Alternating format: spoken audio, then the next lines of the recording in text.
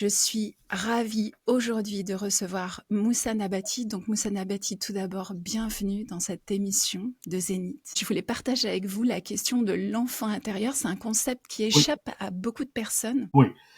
Alors, je dirais que l'enfant intérieur représente en fait les premières pages de l'histoire, enfin du livre de l'histoire de notre vie. Alors, ces premières pages ne commencent pas après la naissance, mais bien avant.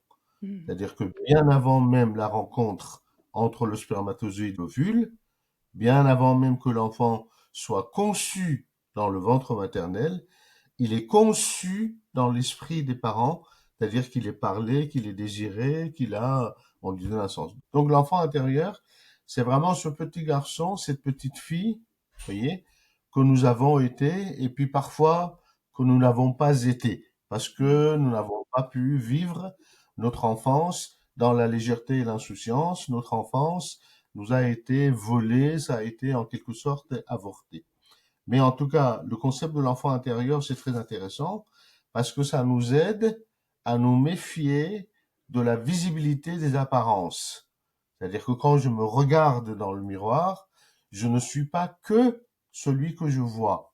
Quand je regarde mon époux, mon épouse, ne se résume pas dans son apparence extérieure parce qu'en fait, nous avons deux moi, nous sommes deux énergies, deux pans, deux parties, deux voix avec E ou avec X, si vous voulez, Hmm. à l'intérieur de nous.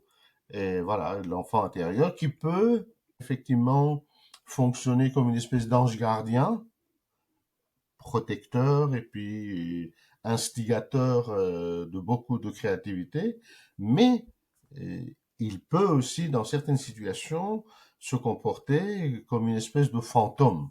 fantôme errant et persécuteur.